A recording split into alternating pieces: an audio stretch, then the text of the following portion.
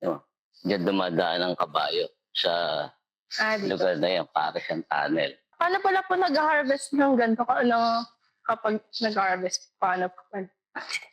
Pag nag-harvest, actually, kagaya ninyo, may regular na days na ina-harvest kapag yung mature nuts. Yung kung kumakain ka ng original buko pie, yung mga buko doon dito nagagaling. Malinis ang tubig namin. Sayang, nagsasabaw ako ng sapatos. Gusto ko magtampisa. Ayan na nga, napatampisaw ka nga. hindi ka naman binigo. Ano? Dapat pala kinuha mo yung tsinelas ko. Sinuot mo yung tsinelas ko. Umamili niya ng tubig. Saan po galing yan? Doon sa pinakadulo ng spring. Saan po dinadala yun? Doon sa akin sa may greenhouse, doon sa mga tapat niya sa community. Nakadesign talaga siya para sa taniman. Sabi po yung coconut po, parang maano po sila sa salt. Kung mapapansin mo, kasi yan isa yung sa major subject ko during my college days. Dahil yung coconut, pansinin mo yung mga coconut sa tabi ng dagat. Kapag kayo observant, iba yung coconut sa tabi ng dagat kasi yung presence ng salt. Kaya yung meat noong coconut, mas makakapal. Kaya ang ginagawa ng PCA, may times na during the fertilization, binibigyan nila ng salt itong mga nasa upland para mas umayos pa yung quality ng coconut dito. Kapag ina-harvest po, inaakit po isa-isa yung puno. Dalawang proseso yan. Merong ginagamitan ng spike. Meron ginagamitan ng mahabang pool na parang sinusungkit mo yan. Merong matalas na parang blade. Sihilahin para bumagsak. Kasi kung aakitin mo, mas mabagal. Dapat po pala sineryoso kayo sinabi niyong mag-workout ako. Nako, hindi pala talaga. Saan po kayo nag-aral nung college niyo po? Siguro hindi sa inyo familiar yun. Ang pangalan ng school before is Gregorio Araneta University Foundation. Siya ay agricultural school na nasa Manila. Nasa may Malabon area. Pero sabi ko nga, bakit ako pupunta sa farm ng iba? Yung amin, hindi ko na nga ma-supervise ng gusto. Ikaw po ba talaga yung head na nag-ano po dito, nagmamanage? Oo, kasi karamihan ng mga pinsan ko ay nasa ibang bansa. Sa amin magpipinsan, tapos sa amin magkakapatid. Tatlo kasi kami lalaki. Yung sumunod sa akin is animal husbandry. Siya naman ay nasa poultry, nasa babuyan. Yun niya pa. Tapos meron siyang agricultural store. Tapos yung father ko, 85 years old. Market pa hindi dito. Wow! Hanggang ngayon po? Kaya pa niya. Kaya pa niya magbuhat ng isang buwig na saging. Yung father ko nag-train sa akin since elementary days. Every weekend. Kasi teacher siya before. Every weekend, Saturday, akit kami dito. Ito yung effect ng bagyong Christine. Dami obstacle. May obstacle course.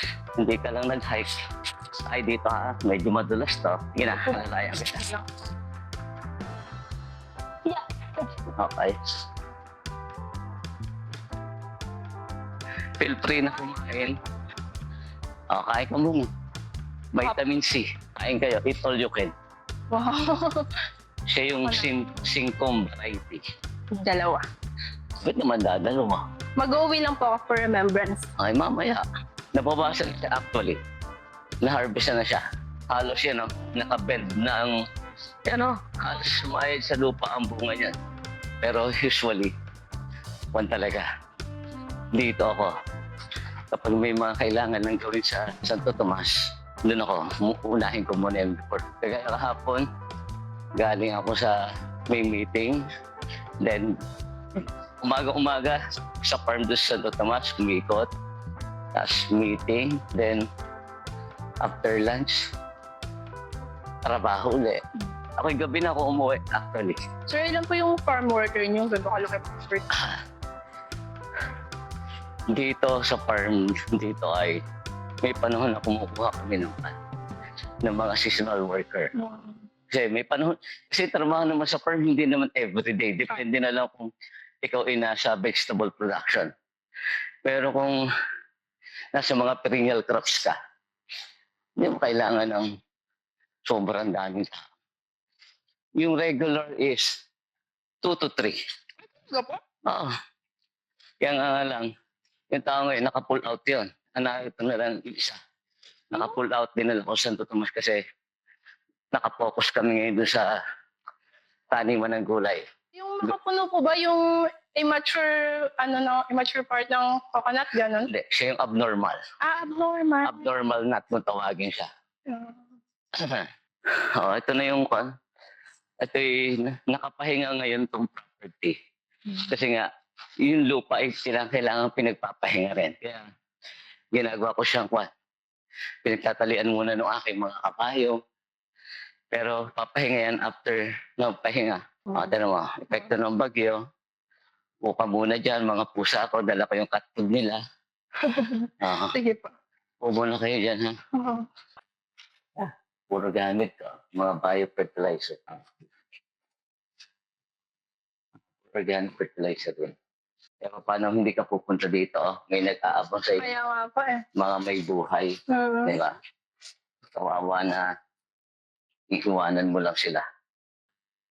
Ito yung kopra ko, koprahan ko. Diba? Nakakita pa ako ng ganito, bata pa ako. Yan ay, gusto ko hindi sa permanent structure. Yan niluluto yung kopra. Yun yung improvise ko na lagay ng pula. Yun yung bahay ng kabayo ko na giniba. Tapos yun na aking makeshift na comfort room. Kasi during summer, ang dahil kong bisita dito, mga nagka-camp. Yung mga churchmate ko doon sa amin, camp sila. Nagka-hike. Ito yung bahay ng kabayo ko up to now, hindi pa naayos after Bagyong Christine. Ito yung vermicomposting area ko. Ito yung source ng fertilizer ko. Mula sa pupo ng kabayo. Ano po yan ang kabayo? Pupo na kinain ng farm. Ng ANC, kung familiar ka kay ANC. Diyan yung mga bulate sa ilalim niyan. Gano'ng katagal sir napaprocess yan? It takes 3 to 4 months. Ayun, marami pa rin yung fertilizer yung area ninyo. Kasi nakadesign yung bahay ng kabayo. Pag nagtanggal ka ng pupo nila, ilalagay dito para na makainin ng African night crawler. Ito, mang-imbakan ko na tubig yan. Water impounding ko yan. Kaya nga lang ngayon, sabi ko nga, hindi ako para magtanim yan, pinapahinga ko siya. Dati yung water impounding ko. May dadaanan natin yung may tubig. Ito, wala siya ngayon. Cemented kasi yan. Okay po. Cemented yan. Diyan nililigo yung mga anak ko pag pumapasyal kasi nililinis naman yan. Para sila may instant pool. Ito. Ito mga aking papaya. Wow. Tsaka yung bunga niya. Di ba? Hindi siya yung tipo na. Ito yung mga kamote ko, nagbubulaklakan na it means na malapit na yung harvest. Pumuputok-putok na yung lupa. Kasi flowering na yung one. Itong aking kamote na to ay galing pang Benguet State University. Nung nag-training kami about sa potato. Hindi alam mo. Usually, yung director ng National Root Crops ng Benguet State University. Nag-time kami dito ng potato.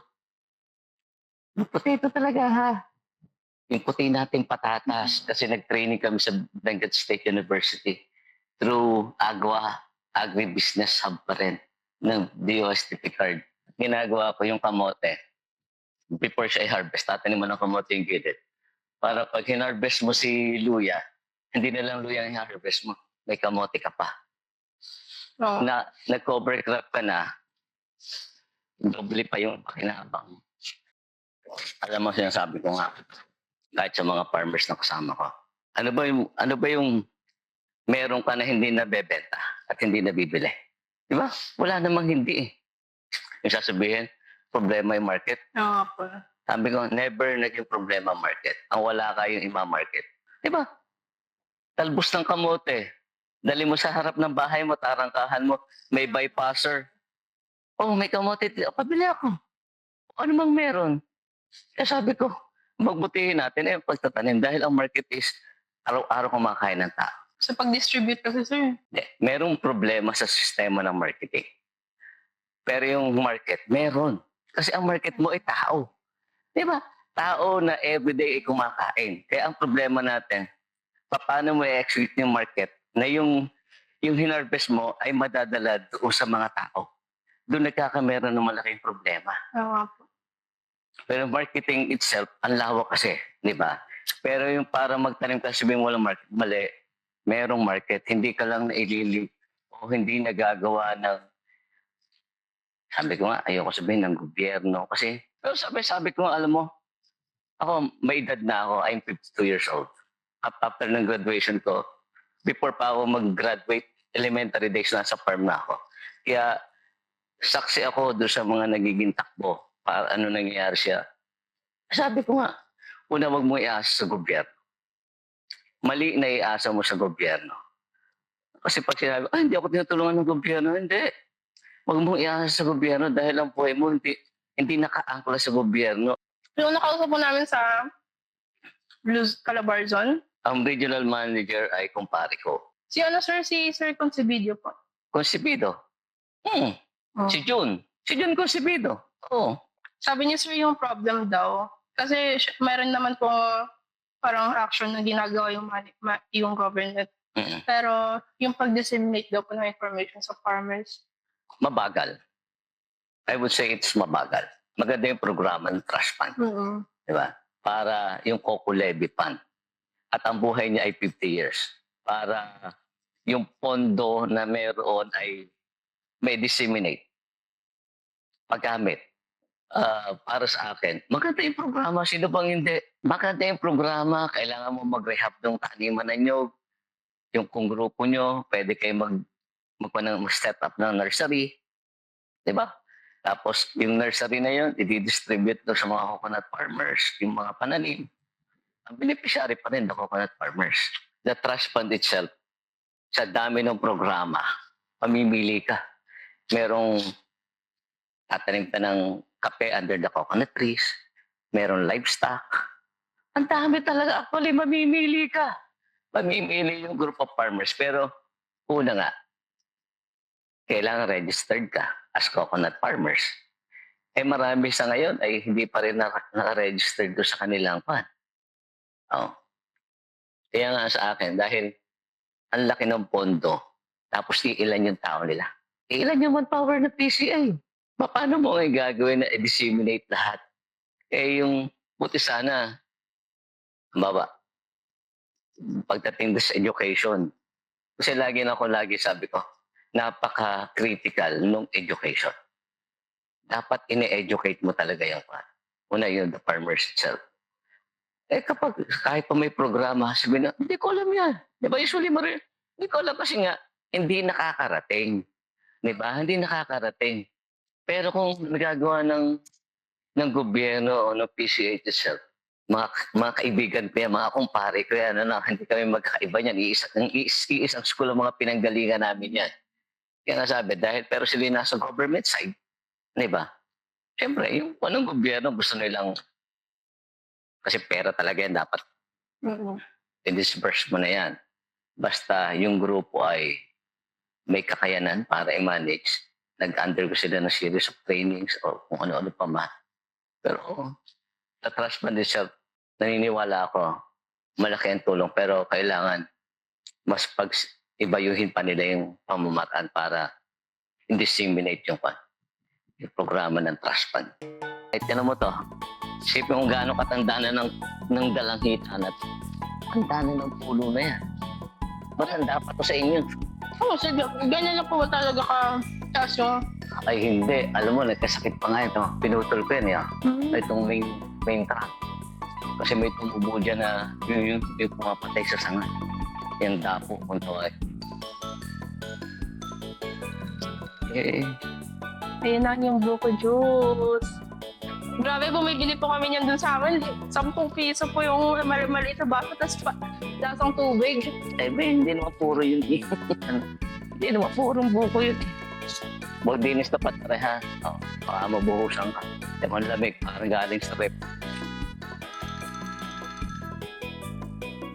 Kaya? Saan ka pa? Di ba? Lamig. Pala. Ikaw naman. Sumanang kami lang. Sige po. At mga inang pantisan, kainin mo na yung pantisan mo. Ano yung camera? Para ma-feel mo. Kaya mo na picturean mo. At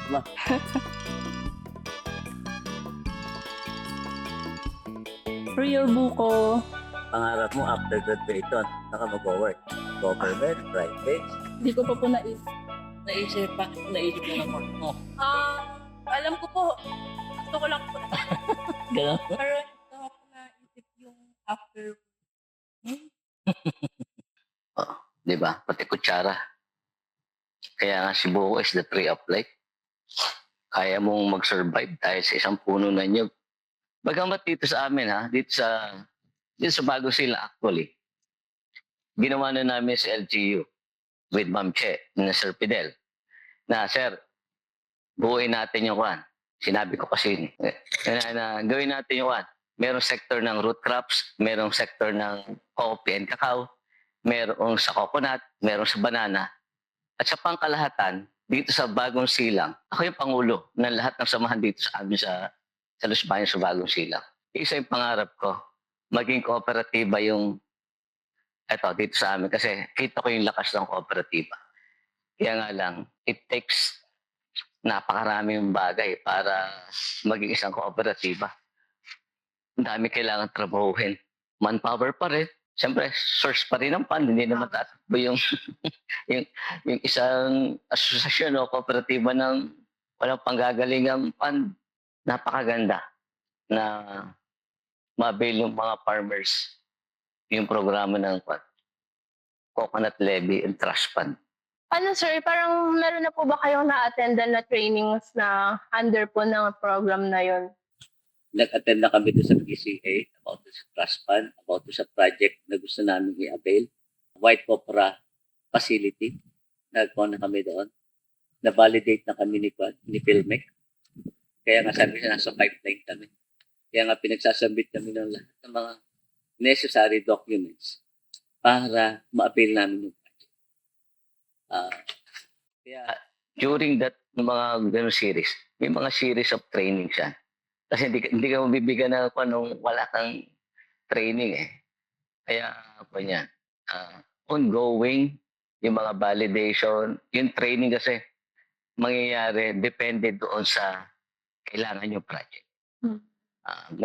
I-execute yun. Kapag halimbawa talagang, ito na yan, sigurado na kayo na ito na yung gusto nyo, then it will follow na kung ano yung kan. Ang kailangan mo na is, yun nga, dapat ikaw ay CSO accredited ng PCA, magla-letter of intent ka kay Jun Concebido bilang regional manager, then kumuha ka kay Filmec para doon sa mga design na gagamitin base doon sa project na gusto nyo, or kung yan naman ay kapartner nila ay the Department of Agriculture, kailangan yung magtanim ng kape at kakao under the coconut trees o doon kayo i-connect.